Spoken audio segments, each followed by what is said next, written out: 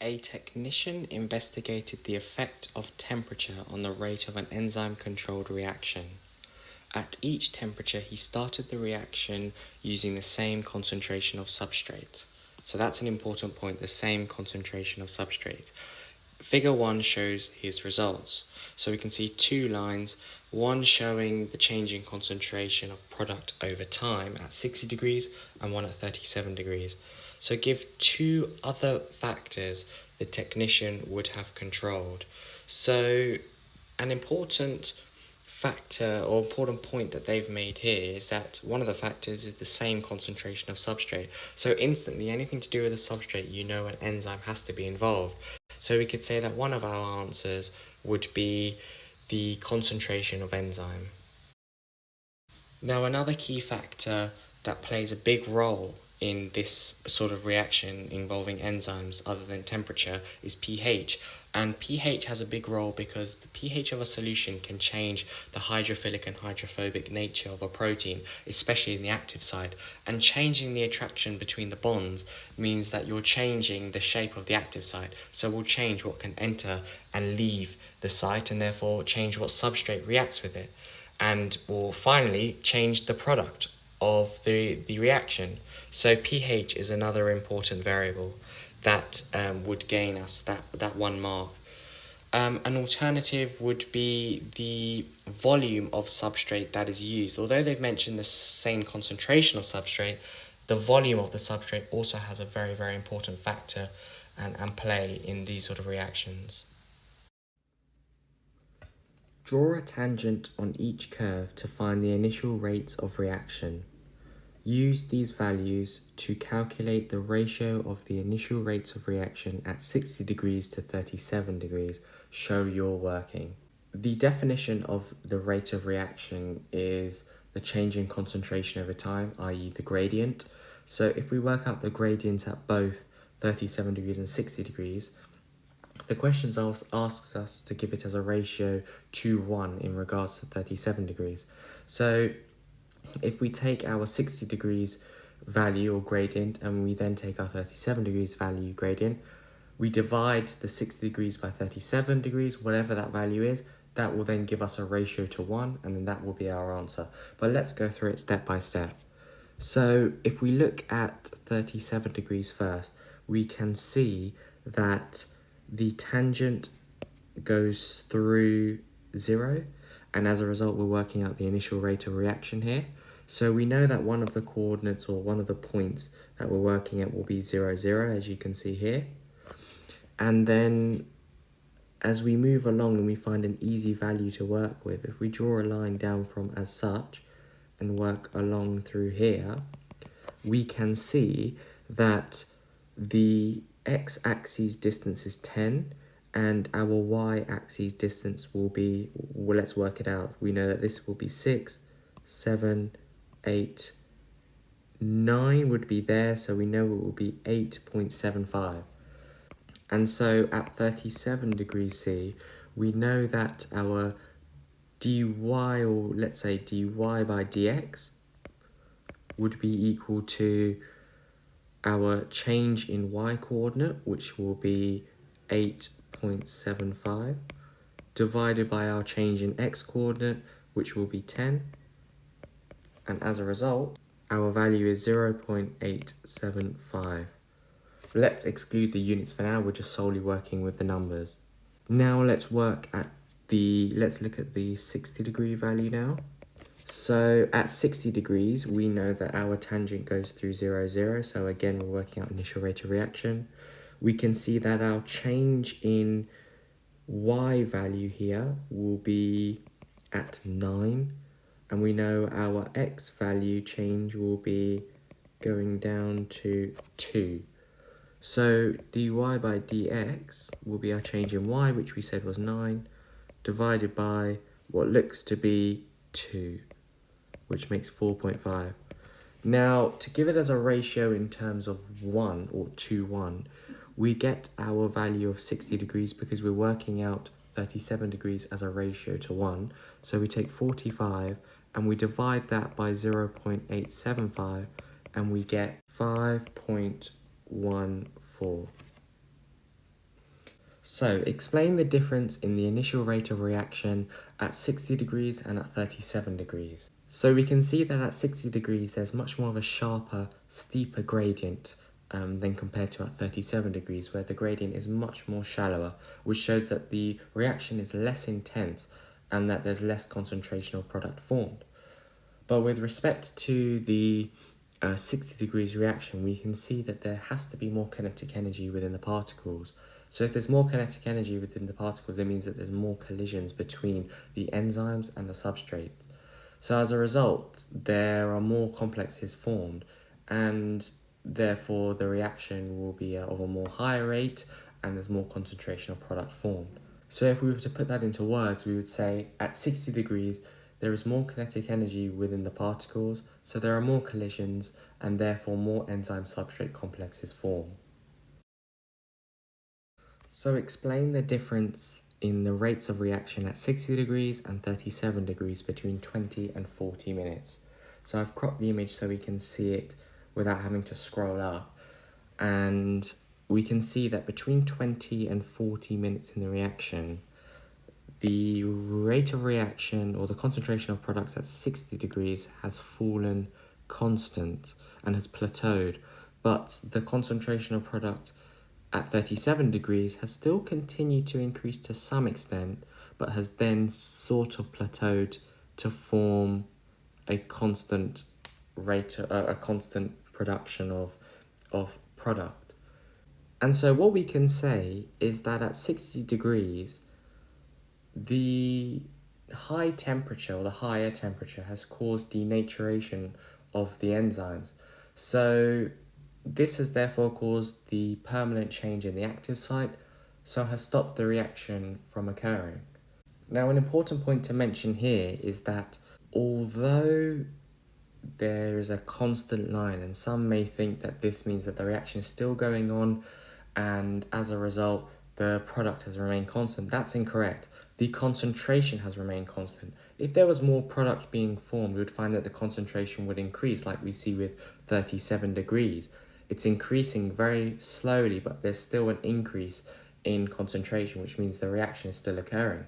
But here, the reaction has stopped because there's no change in the concentration, and therefore the rate of reaction has stopped, but there is still substrate available when the reaction has finished. And we know that because at 37 degrees, with the same concentration of substrate used, the reaction or the concentration has increased.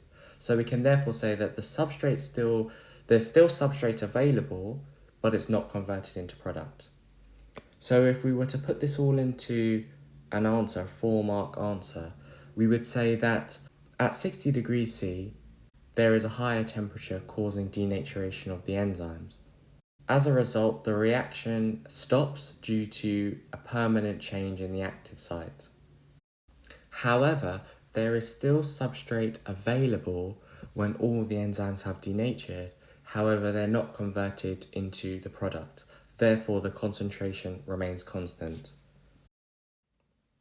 So your marks here would be awarded for saying that all the enzymes have denatured, and that there is a change in the active site or permanent change in the active site. Then that will be your 2 marks in terms of referring to timing. Now, in terms of the importance of the change in concentration between the product or the plateau, you would get a mark for saying that there is still substrate available and that there isn't any more conversion of product. So therefore concentration remains constant, something along those lines, and that will get you the 4 marks. So describe how oxygen in the air reaches capillaries surrounding alveoli in the lungs. The details of breathing are not required. So originally, we can say that air is taken in through the mouth and the nose. We can then say that air moves through the trachea, and then the bronchi, and then the bronchioles. This is down the pressure gradient from the mouth into the trachea. Air then moves across the alveolar epithelium down the concentration gradient from an area of high concentration to low concentration across the diffusion gradient. And then the last thing to say would be air then moves across the alveolar epithelium via diffusion. We could also add, to provide further detail, we could say air then moves across the capillary endothelium. So this would be the answer, the model answer to obtain the 4 marks. The particular points that gain us the 4 marks are mention of the trachea, bronchi and bronchioles, also moving down the pressure gradient. It gives us the 2nd mark. 3rd mark is a mention of a diffusion gradient and moving down that gradient. And then also talking about the alveolar epithelium. And also the 5th mark scheme point that you could get in case you missed another would be the capillary endothelium. Mentioning capillary wall doesn't necessarily get you the mark. In the mark scheme it mentions it's a neutral point, but possibly mentioning that you're moving down it via diffusion could possibly get you the mark. Forced expiratory volume, FEV, is the greatest volume of air a person can breathe out in 1 second. Forced vital capacity, FVC, is the greatest volume of air a person can breathe out in a single breath. Now, Figure 2 shows results for the volume of air breathed out by 3 groups of people, A, B, and C. Group A had healthy lungs. Groups B and C had different lung conditions that affect breathing. So we would assume, by using common sense, that Group A would be able to breathe out the most amount of air, solely because they had healthy lungs. And Group B and C obviously had a lower volume of air that they were able to breathe out. Now the question asks us to calculate the percentage drop in FEV for Group C compared with healthy people. Now those who are in the healthy people category must be in Group A.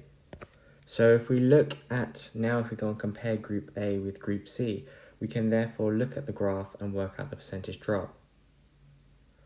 Now, importantly to remember is we were given 2 facts, one to do with FEV and one to do with FVC. Now we want to work out FEV, the forced expiratory volume, and we know that the greatest volume of air a person can breathe out in 1 second determines the forced expiratory volume.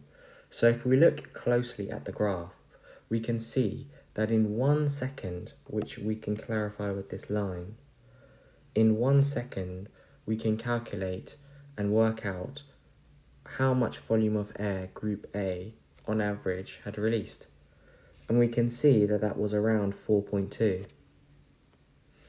Now if we look at Group C, we can look closely and see what was their maximum volume of air breathed out within that 1 second. And that seems to be around 0.8 with a tiny pinch of salt. So if we write this information out on the side, we can say that this value calculates 0.8 and here calculates the 4.2. Now to work out the percentage decrease, we need to identify which is our final and which is our initial value. And in order to do that, we can say that if it's a decrease in comparison to Group A with C, we could say that Group A represents the initial value. So we call that x1. And let's say that 0.8 represents our x2. So now we've seen that x1 is 4.2 and x2 is 0.8. So now if we want to find what the percentage decrease is, we can put it into an equation and say that 0.8 minus 4.2 all divided by our initial, which we said was 4.2. That equals minus 0.809. Now if we put this information into our little formula here, we must times it by 100 in order to create a percentage, because currently we're at a decimal.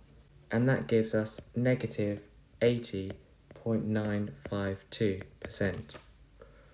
Now, as we clarified in the previous part of this video, that x1 is 4.2 and x2 is 0.8, we know there's going to be a decrease or a subtraction in our final answer, because it's impossible to have a negative percentage other than to suggest that it's a percentage drop. Now in this case, although we can't leave our answer as a negative percentage, we'll have to make it a positive percentage, but to use the context of the question and the information that we used to answer it. So then we know that our final answer will be 81%. Asthma affects bronchioles and reduces flow of air in and out of the lungs. Fibrosis does not affect bronchioles, it reduces the volume of the lungs. Which group, B or C, was the one containing people with fibrosis in their lungs? Use the information provided and evidence from figure 2 to explain your answer. So we can see from the figure that group B has a similar line to group A, but at a lower volume of air breathed out. So we know that the bronchioles can't be affected because the FEV looks very similar to group A. But what's interesting is that in group C, the bronchioles are affected because you can see they don't take the similar shape as the healthy adults in group A. So therefore the FVC, the greatest volume of air that can be breathed out in that single breath, has been reduced for group B. So we know that group B must be the group that is affected. So to put this into words, we would say group B are the ones that contain people with fibrosis in their lungs, as they have a similar FEV to group A. Therefore, the bronchioles aren't affected. However, the total volume breathed out has been reduced, and so this provides evidence to suggest it's group B. Now, in terms of marks, the 3 marks are awarded for firstly mentioning that it's group B, but also importantly, not only mentioning it's group B, but for saying that the FEV is similar to group A. So that is important because the group B, in fact, is actually put into brackets. The second mark is for saying that the bronchioles aren't affected because of a similar FEV value. And then finally, you'd say that the FVC is either reduced or that the total volume breathed out is reduced, which is pretty much the same thing. Species richness and an index of diversity can be used to measure biodiversity within a community. What is the difference between these two measures of biodiversity? Well, we know that species richness measures only the number of different species, but does not measure the number of individuals. Scientists investigated the biodiversity of butterflies in a rainforest. Their investigation lasted several months.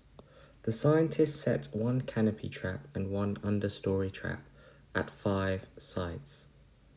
The canopy traps were set among the leaves of the trees 16 to 24 meters above the ground level. The understory traps were set under trees at 1 to 1.5 meters above ground level. So we can see a big difference in the measurement sites and where they were taking their records from. The scientists recorded the number of each species of butterfly caught in the traps. Table 1 summarizes their results. The traps in the canopy were set at 16 to 27 meters above ground level, suggests why there was such great variation in the heights of the traps. Well, the traps were set according to the height of the tree, and so the great variation within that, within the trap height was due to the varying height of the tree. By how many times is the species diversity in the canopy greater than the understory? Show your working. Use the following formula to calculate species diversity, where n is the total number of organisms of all species and small n is the total number of organisms of each species. Well, let's first identify what the index for the canopy is, then let's work out what the index for the understory would be, and then from there work out what the difference is between the two. So now, to work out what the species diversity for the canopy is, we have to originally look at the formula that we're given. For the numerator, we take the number of species, or the total number of organisms of all the species. So for the canopy, it's 196 times by 196 subtracted by 1. And we're dividing that by the sum. This sigma here represents the sum of all of the total number of organisms of each species times by the same value subtracted by 1. Now, when we're referring back to the table, when we're looking for the small n for each of the canopies, we're looking at this number solely. So we say to find out the denominator here for one of the values, for the Propona laertes, it would be 15 times by 15 subtracted by 1. So therefore we do the same thing here. We do 14 times by 14 minus 1, 25 times by 25 minus 1. So now for the denominator, we have to work out what the sum of the values will be. And in this case, we can see that to work out what the sum of all of the total number of organisms there are for the canopy is 15 times by 15 minus 1, 14 times by 14 minus 1, because we are taking the form of n times by n minus 1. And n in this case is the number of the organism within that species in this environment here, which is under the canopy or in the canopy. I've calculated it and it's come out as 10,236, which when I input this into my calculator, I see it's 3.73. Now, if we do exactly the same thing for the understory, we will see that we have to work out what the numerator is. So it's 82 times by 82 subtracted by 1. And this is all divided by what we're going to work out as the sum of all of these values here added together after timesing and subtracted by 1 less than that. So it's going to be, if we work this out together for this column here, we're going to have 0 times by 0 minus 1, which is 0. 37 times by 37 minus 1, which is 1332. 11 times by 11 minus 1, which is 10, which comes to 110. 23 times by 22, which is 506. 3 times by 2, which is 6. 8 times by 7, which is 56. Now, if we add all of these values here up, we'll have our denominator, and that value comes to 2010. So when we input the formula into the calculator with the values that we have, we get 3.30. Now we can see that the canopy is greater than the understory, but we've got to understand how. Now, the question has asked us by how many times is it greater? So we have to get the larger and divide it by the smaller. So it's 3.73 divided by 3.30. 2 decimal places enables a higher accuracy, but in your calculator you can just do, you can just simply input it into the memory function and then find out how many times it's greater by using at least 8, 9 decimal places, whatever the calculator has given it to you. So this answer will be 1.13 times bigger.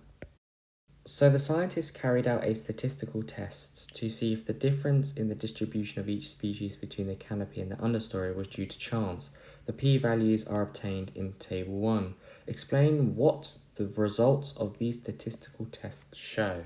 So the key to answering these sort of questions is to first identify what data stands out the most and what data would counteract whatever the point you're trying to make for the original point.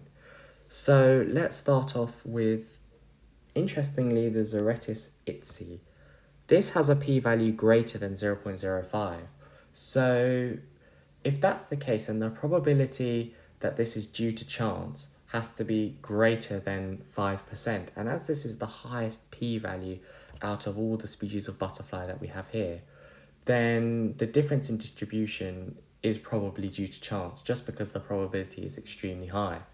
But then for all the other species, which has a probability less than 0.001, the difference in distribution is probably most highly unlikely, because the p-value is so small that it's lower than any sort of significance level that we would have.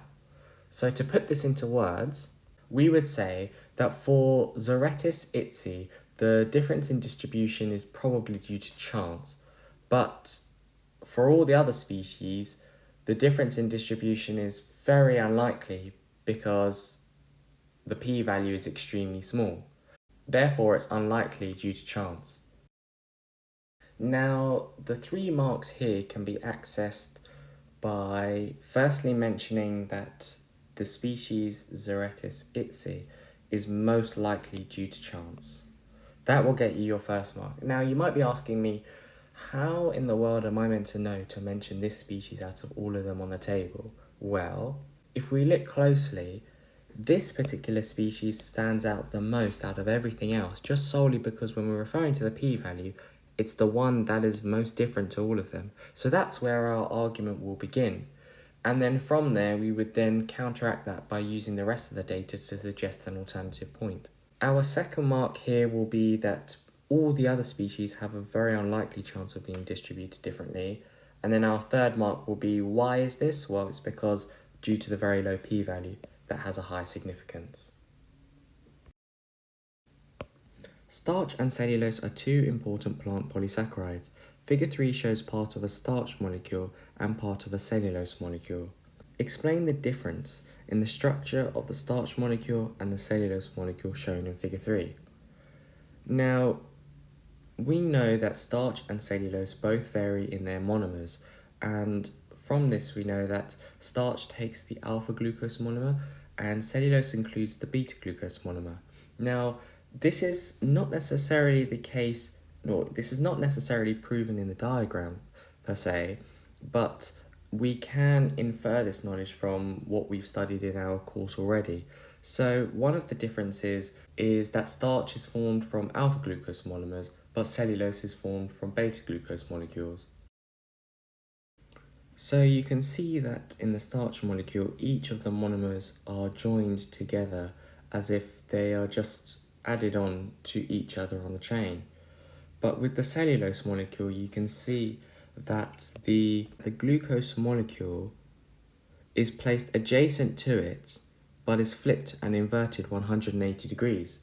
So this causes a slight change in the position of the glycosidic bond, meaning that one is facing downwards and the other faces upwards. So we can say for our second mark that the position of the hydrogen and the hydroxyl groups on the carbon atom is inverted for each of the groups. So as a result, each adjacent carbon is inverted 180 degrees. Starch molecules and cellulose molecules have different functions in plant cells. Each molecule is adapted for its function. Explain one way in which starch molecules are adapted for their function in plant cells.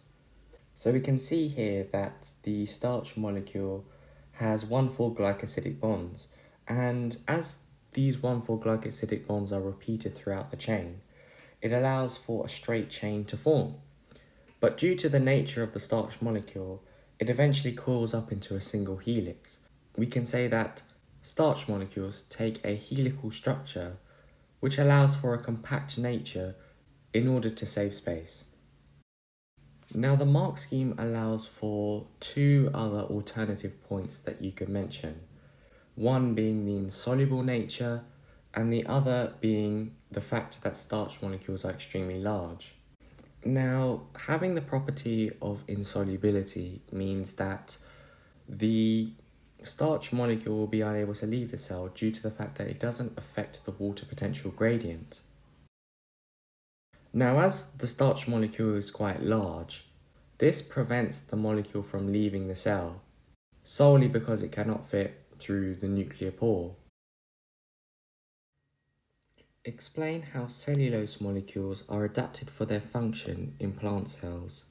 Now we can see from the diagram that the cellulose molecules, or each of the glucose molecules that are joined together in the cellulose molecule, are all inverted and rotated 180 degrees. And this allows for strong and straight parallel chains to form or to cross-link via hydrogen bonds. So when we have one cellulose chain and we align it with another cellulose chain, we can see that hydrogen bonding will form between the hydroxyl groups of adjacent parallel chains. And the presence of the hydrogen bonding enables a much more higher structural stability within the cellulose molecule. So we can put this into words by saying the adjacent inverted glucose monomers within the cellulose molecule provide for long and straight chains to be produced. The inversions allow for hydrogen bonding to form between the hydroxyl groups of adjacent parallel chains. This allows for fibrils to form that increase the structural stability of the molecule and therefore are used in the cell wall of the plant cell. Now the 3 marks here are firstly awarded for mentioning the long and straight chains that are present within the cellulose molecule.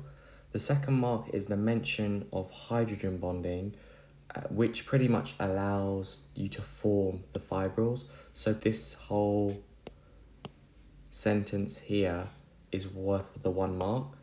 And then the final mark is to say where it is used and what it does. And we say to provide the structural stability or strength to the cell wall.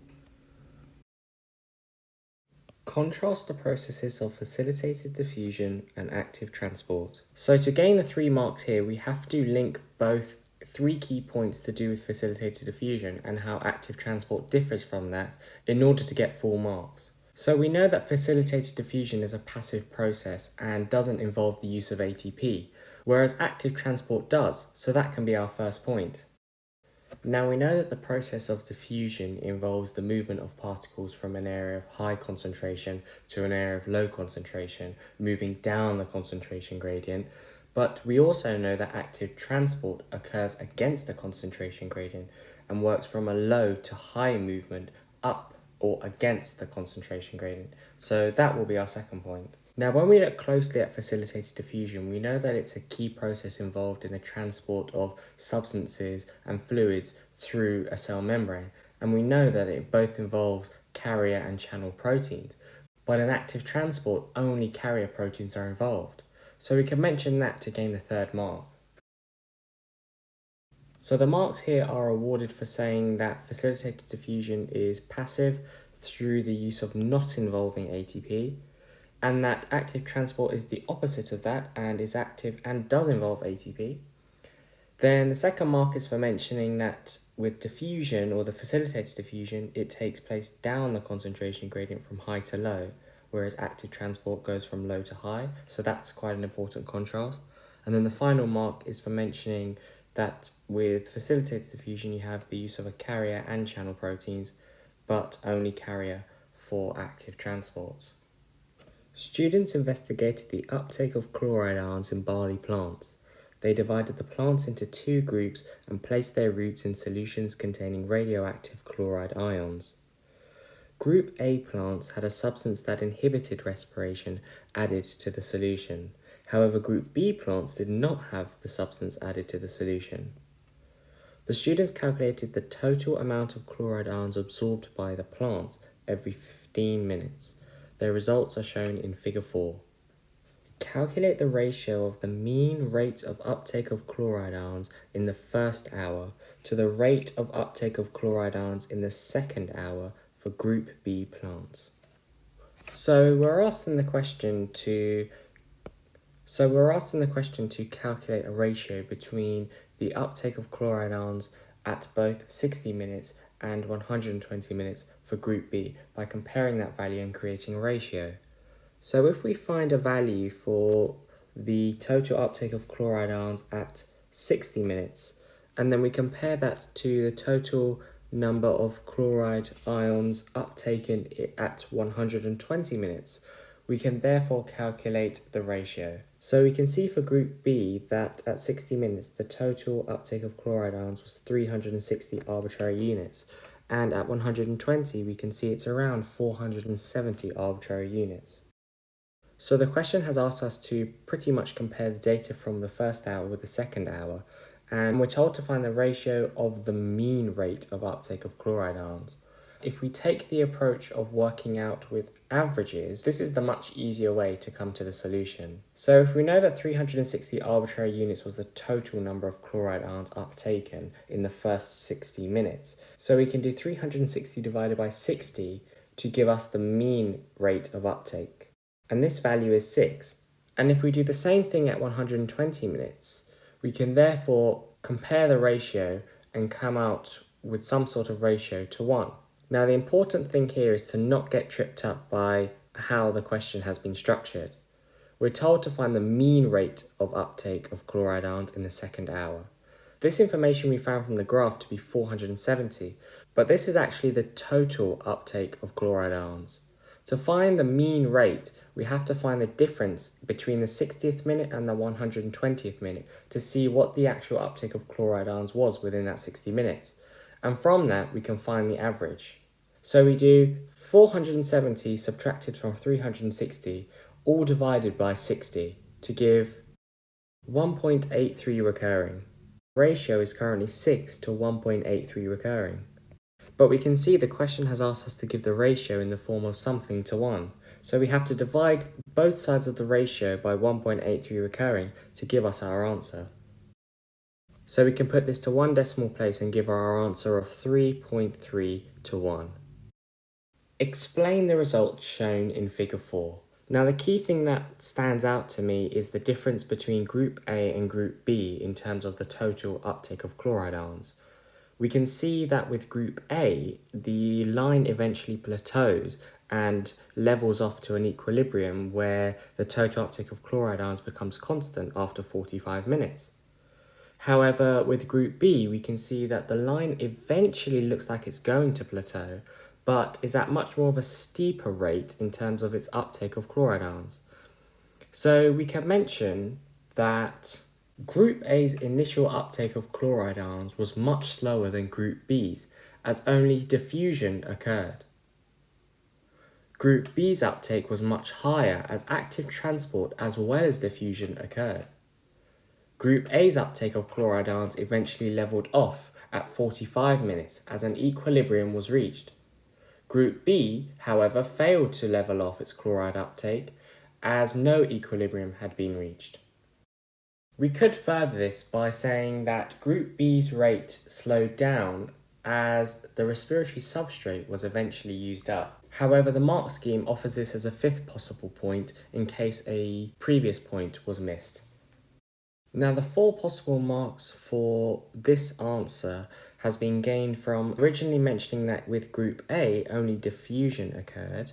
However, with Group B, active transport occurred as well as diffusion. The 3rd possible mark is for mentioning that the uptake of ions in Group A reached an equilibrium. And the 4th possible mark is for mentioning that Group B failed to level off as no equilibrium had been reached. Table 2 shows how a bird called the bluethroat, Lucinia cervetica, is classified by biologists. Complete Table 2 by filling the 7 blank spaces with the correct terms. Now when we're naming taxons, the most easiest way to remember the order of them is by using the simple sentence of Dear King Philip came over from Germany swimming. Now what's brilliant about this is that the first letter of each of the words represents the starting letter for the taxon name.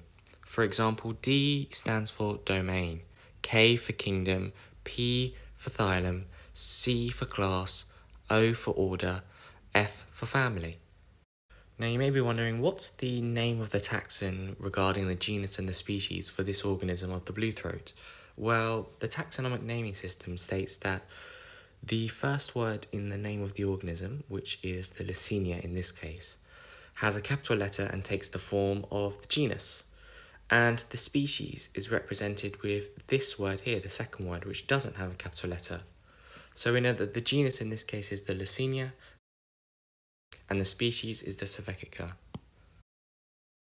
A group of scientists investigated genetic diversity in different species of bird. For each species, the scientists collected feathers from a large number of birds, extracted DNA from cells attached to each feather, and analysed samples of DNA to find genetic diversity. Table 3 summarises their results. In this investigation, what is meant by genetic diversity? Well, we know that genetic diversity is the number of different alleles of each gene. An alternative answer you could give is the number of different base sequences found in each gene. The scientists concluded that the bluethroat showed greater genetic diversity than the willow flycatcher. Explain why they reached this conclusion. Use calculations to support your answer. The scientists concluded that the blue throat showed greater genetic diversity than the willow flycatcher. Explain why they reached this conclusion. Use calculations to support your answer. So the table that's been given in the question pretty much gives us all the information we need. We're told for blue throat that 81 genes examined showed genetic diversity, and that is out of the 232 that were examined in the first place. So if that's the case, we can work out a percentage for the blue throat number of genes that showed the diversity and do the same for the willow flycatcher, compare the two percentages and come out with a conclusion to gain the 2 marks available. So for the blue throat, to work out the percentage of the genes that show genetic diversity, we do 81 divided by 232 times by 100 to make a percentage, and that will give us 34.9. If we do the same for willow flycatcher, we find that 197 divided by 708 times by 100 gives us 27.8%. So out of the information collated, we can see that the blue throat had a higher percentage of gene number that showed genetic diversity out of the total number of genes examined. So we can answer this question by saying, the blue throat showed greater genetic diversity as the percentage of genes showing diversity was much higher. In fact, the blue throat showed 34.9% genes with genetic diversity compared to the willow flycatcher at 27.8%. Figure 5 shows a test that has been developed to find if a person has antibodies to the human immunodeficiency virus antigen. Step 1. HIV antigens are attached to a test well in a dish. Step 2. A sample of blood plasma is added to the well. If HIV antibodies are present, they bind to the HIV antigen. Step 3. The well is washed. A second antibody with an enzyme attached is then added. This binds specifically to the HIV antibody. Step 4. The well is washed again. A yellow solution is added, which changes to blue if the enzyme is present. A blue colour shows that the person has HIV antibodies. This test only detects the presence of HIV antibodies. Give 2 reasons why it cannot be used to find out if the person has AIDS. Well, although the test proves that they may have HIV antibodies, they may not necessarily have AIDS-related symptoms like rapid weight loss or recurring fevers, possibly even pneumonia. So that's our first answer. The second way to test if someone has AIDS is to check the number of helper T cells they have in their body. Now, as HIV is a virus, the genetic information in the HIV is passed into the T cells, and as a result, the T cells die as the copies are made of HIV. This, of course, disrupts the immune system and causes the levels of the T cells to eventually decrease. So checking the number of helper T cells is another key way to see if somebody has AIDS. The solution will remain yellow if a person is not infected with HIV. Explain why. Well, we're told that in step 3, the second antibody is added with an enzyme attached. If we continue to step 4, we can see that a yellow solution is added, and if this particular enzyme is present, then it changes to blue. However, if the enzyme isn't present, then the antibody can't be present, so as a result, there will be no colour change. So our answer will be that the HIV antibody isn't present, and so this means that the second antibody, or the enzyme that was attached to the second antibody, isn't present, so therefore this person is not infected with HIV. A mother who was infected with HIV gave birth to a baby. The baby tested positive using this test. This does not prove the baby was infected with HIV. Explain why. Well, we know that the maternal antibodies are eventually passed on to the child. So if the antibodies that the mother had are now in the babies, it is possible that the second antibody was present, which contained the enzyme attached, which therefore changed the yellow solution into blue. So the baby will therefore always test positive. So we can say that the maternal antibodies eventually pass on to the child that the mother has conceived. As the mother is infected with HIV, the second antibody with the enzyme attached binds and therefore causes a positive test. A control well is set up every time this test is used. This is treated in exactly the same way as the test wells, except that blood plasma is replaced by a salt solution.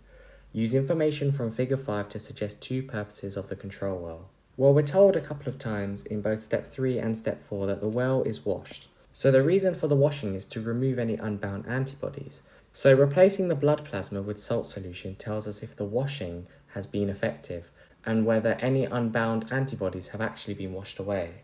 So another important purpose for the control well tells us that there's nothing inside of the blood plasma that can necessarily change the colour from yellow to blue in the solution.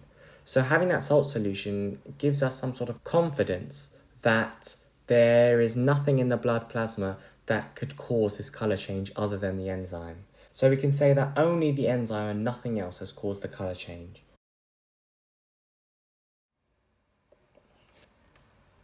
Figure 6 represents part of a DNA molecule.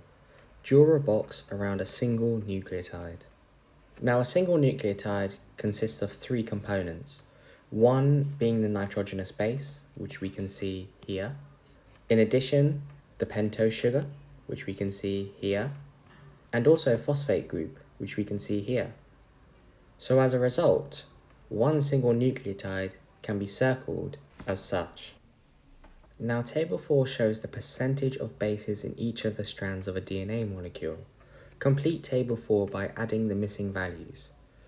Now, we're told that strand 1 contains 16% of adenine bases, and as strand 1 and strand 2 are complementary to each other to create a DNA molecule, then there must be an equal percentage of thymine molecules in strand 2 in order to provide for enough complementary bases. Now, if we use the exact same strategy to see how many guanine bases there will be in strand 1, we know that in strand 2 the complementary base, which is cytosine, is 21%, so in strand 1 guanine must also have 21% presence. Now, with the same principle, we can see that cytosine in strand 1 will have 34%. Now, in strand 1 we can see that adenine, cytosine and guanine percentages add up to a total of 71%. This leaves us with 29% remaining to either take another form of a base. And this leaves us with thymine to be 29% present in strand 1. And using our complementary base strategy, we can see that adenine in strand 2 must also be 29% present. During replication, two DNA strands separate and each acts as a template for the production of a new strand. As new DNA strands are produced, nucleotides can only be added in the 5 to 3' direction. Use figure 6 and your knowledge of enzyme action and DNA replication to explain why new nucleotides can only be added in a 5 to 3' direction. Now, we're told in the question to link our knowledge of enzyme action with DNA replication, and we know that the enzyme that's involved in DNA replication is DNA polymerase. And we know that with any enzyme, the active site is extremely specific in terms of what it can take in and bind to in order to produce a product of a reaction. And so if we treat the substrate as the 5' end in this particular case during DNA replication, we can say that the 5' end is complementary with the active site of the enzyme, in this case DNA polymerase. So if that's the case and DNA polymerase is complementary to the 5' end of the chain, then surely the 5' and the 3' end must have different shapes, because otherwise the direction of a DNA polymerase movement wouldn't matter. So if we were to put this into words, we could say the enzyme used in DNA replication is DNA polymerase. The enzyme active site is extremely specific in terms of what it can bind to. In this case, DNA polymerase is complementary to the 5' end. And so as a result, enzyme movement can only occur in the 5' to 3' direction. As the shapes of the 5' end and the 3' end differ, the enzyme must move from the 5' to 3' direction in order to remain complementary to its substrate, i.e. the DNA strand. Now, the first mark here is awarded for mentioning or referencing DNA polymerase. Now, the second mark is awarded to mentioning something to do with the specificity of the enzyme. Now, the third mark is awarded for mentioning the complementary nature which the DNA polymerase holds in terms of the 5' end of the strand. And then your final mark is awarded for mentioning that the shapes of the 5' and 3' end differ from each other. Describe the mass flow hypothesis for the mechanism of translocation in plants. So we can start at the source of the plant where photosynthesis is continuously occurring and glucose is produced. Glucose is converted into sucrose, where at a particular point the companion cells actively transport the sugars and the sucrose into the phloem. This in fact lowers the water potential inside the phloem, also known as the sieve cell, and causes water to move into the phloem from the xylem via osmosis. This increases the hydrostatic pressure at the top of the phloem, causing mass movement of substances towards the sink of the plant. At the sink of the plant, the substances are used for respiration and storage. So the first mark is offered for mentioning that the sugars and sucrose is actively transported into the phloem. And for mentioning that the companion cells do this job allows us to gain a second mark. So now mentioning that the water potential inside of the phloem decreases as a result of the actively transported sugars and sucrose moving into the phloem, and this therefore causes osmosis of water to move into the phloem, this allows us to access the third mark. Now, as a result of the movement of water into the phloem, talking about hydrostatic pressure causing the mass movement inside of the phloem for substances and sugars to move towards the sink of the plant allows us to access the fourth mark. Now, although we can only gain 4 possible marks in this question, the mark scheme was also given a fifth point, talking about how the sugars, and in fact starch, can be used and converted in the root for respiration and storage. Scientists measured translocation in the phloem of trees. They used carbon dioxide labelled with radioactive 14 carbon. They put a large clear plastic bag over the leaves and the branches of each tree and added carbon dioxide, including carbon-14. The main trunk of the tree was not in the plastic bag. At regular intervals, after adding the carbon dioxide to the bag, the scientists measured the amount of carbon dioxide released from the top and the bottom of the main trunk of the tree. On the surface of the trunk of these trees, there are pores for gas exchange. Figure 7 shows the scientists' results. Name the process that produced carbon dioxide released from the trunk. This is respiration. How long did it take the carbon-14 label to get from the top of the trunk to the bottom of the trunk? Explain how you reached your answer. So in order for us to find the time taken for the carbon-14 to move from the top of the trunk to the bottom of the trunk, we have to identify the time at which the mean amount of 14 carbon in the carbon dioxide was at its peak. And that is at both the top of the trunk and at the bottom of the trunk. And we can see the top of the trunk value is here, and we need to figure out what the time is at this point here. We can see it's around 60 hours. We can see that at the bottom of the trunk, which is represented as here, the time was around 86 hours. Now, to find the time in which the carbon-14 label moved from the top to the bottom of the trunk, we can find the time between 60 hours and 86 hours, which comes to 26 hours. So our answer is 26 hours. And how did we reach this answer? We found the time between the peak of carbon-14 at both the top of the trunk and the bottom of the trunk. What other information is required in order to calculate the mean rate of movement of the carbon-14 down the trunk? Now, although we've had to use the graph to calculate timings, we don't necessarily have all the information to find out what the exact mean was. But if we were to retrace our steps, if we were to complete this practical ourselves, we would have to know what the length of the trunk between both the top and the bottom was to get this information and divide it by the time to find the average. So our answer can be that we need to know what the length of the trunk is from both the top and the bottom. Figure 8 shows some cells from an onion root tip at different stages of the cell cycle. Place stages A to E in the correct order, starting with stage D. Now we know this is interphase as the chromosomes are not yet visible.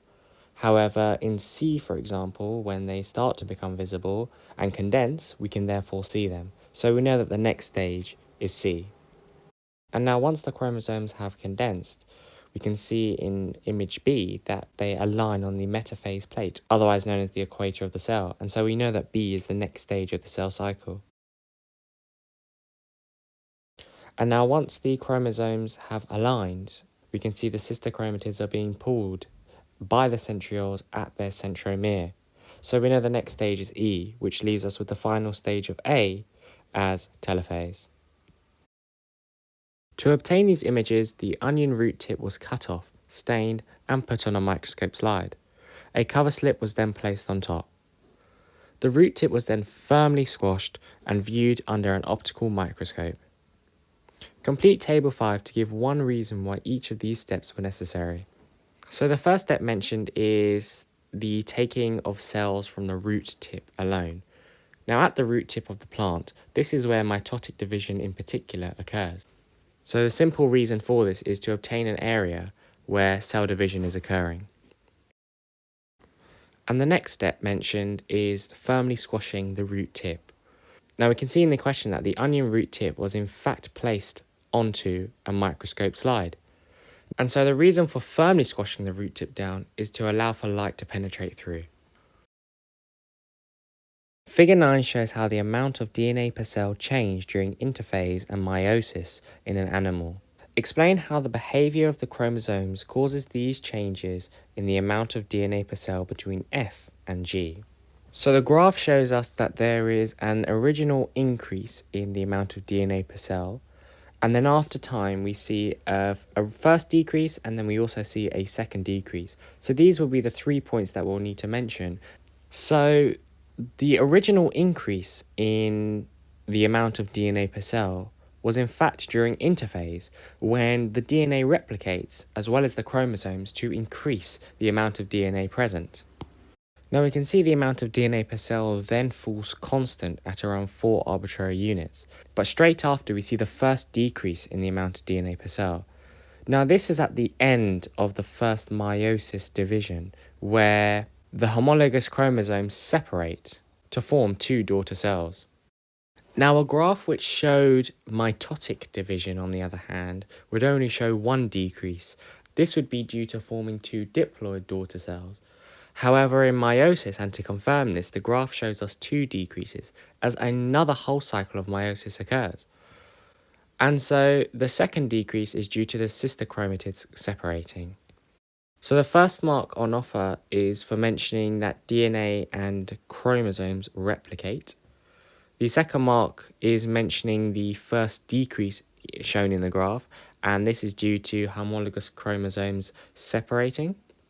And then the final mark is offered for explaining that the sister chromatids separate in the second decrease.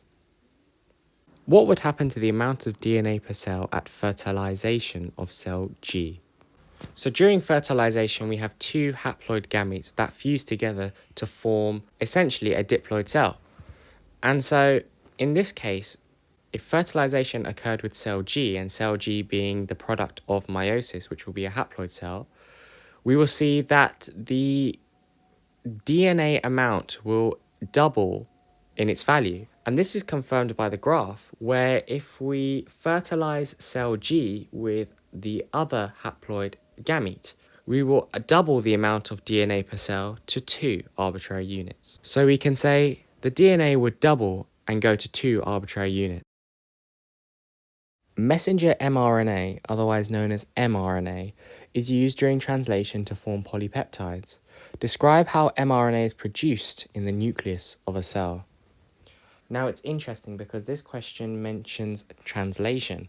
So many of you may think we need to talk about the process of translation, but actually the question is weirdly structured, and they're asking us to in fact write out the process of transcription. So of course this begins in the nucleus, and we originally start with the helicase enzyme breaking the hydrogen bonds between the DNA strands. This unzips the DNA to expose the nitrogenous bases. One of the DNA strands acts as a template strand to which free RNA nucleotides are attracted to the exposed bases.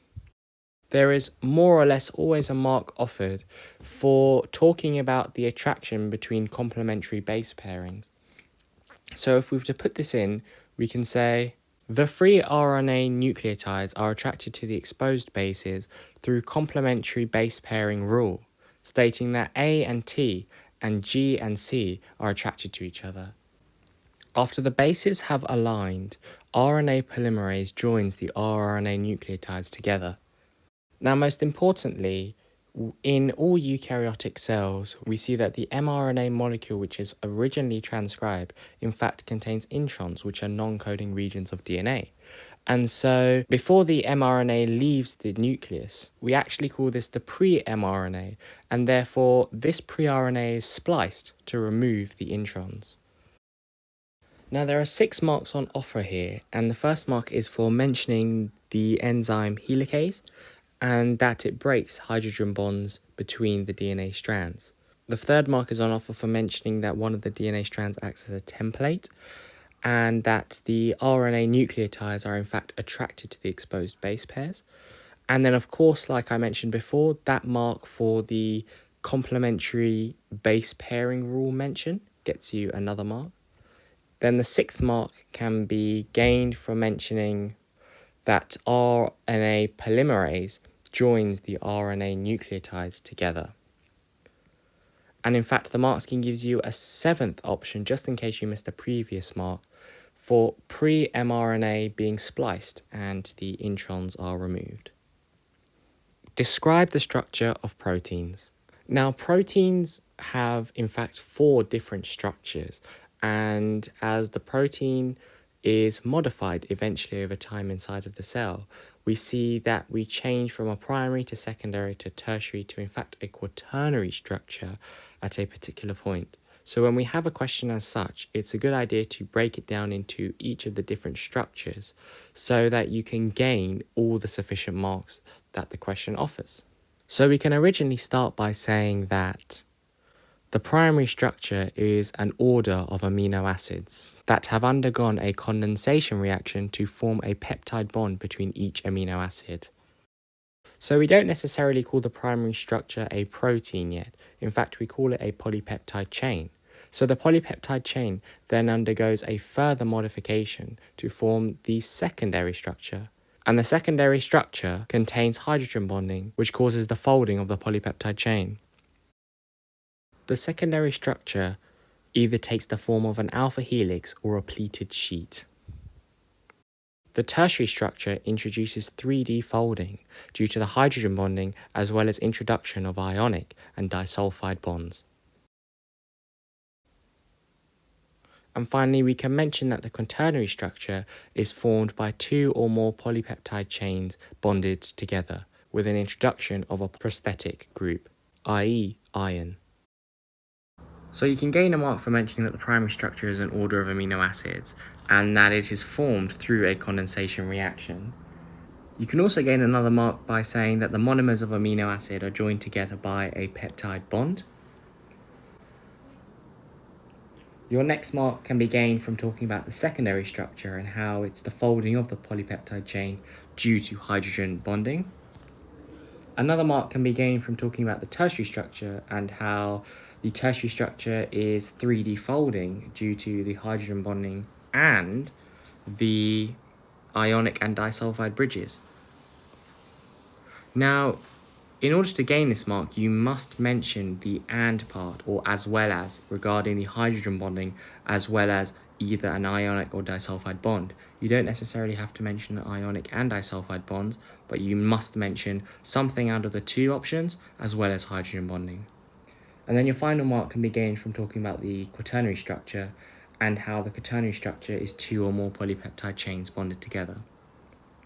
Now the mark scheme offers one other point, and that is mentioning polymer of amino acids. The polymer of amino acids is basically referring to the primary structure where the monomers, or each of the individual monomers, are the amino acid, and together it forms a polymer, which is the primary polypeptide chain. Describe how proteins are digested in the human gut. Now, to access the top marks in these particular questions that are regarding proteins, we must talk about three key enzymes, which are endopeptidases, exopeptidases, and dipeptidases. Now, we know that endopeptidases do their job by breaking down polypeptides into smaller peptide chains, and this is through attacking within the molecule. And so that can be our first point. We can say that endopeptidases break polypeptides into smaller peptide chains by hydrolyzing the peptide bonds between each amino acid. At the same time, exopeptidases remove the end of chain amino acids, which increases the efficiency of digestion. Now, after endo and exopeptidases have done their work, dipeptidases hydrolyze the dipeptides into amino acids. And from here, the amino acids can be absorbed by the body. Now, we've mentioned that endopeptidases break the polypeptides into smaller peptide chains, and that in fact gets us the first mark. But we've also mentioned in the same sentence that we've hydrolyzed the peptide bonds by using the endopeptidases, and so that gains us the second mark. Now, we mentioned that at the same time exopeptidases are doing their job by removing the end of the chain or even the terminal amino acids, so that gains us the third mark. And then the final mark is for mentioning that the dipeptidases are used to break down the dipeptides into amino acids.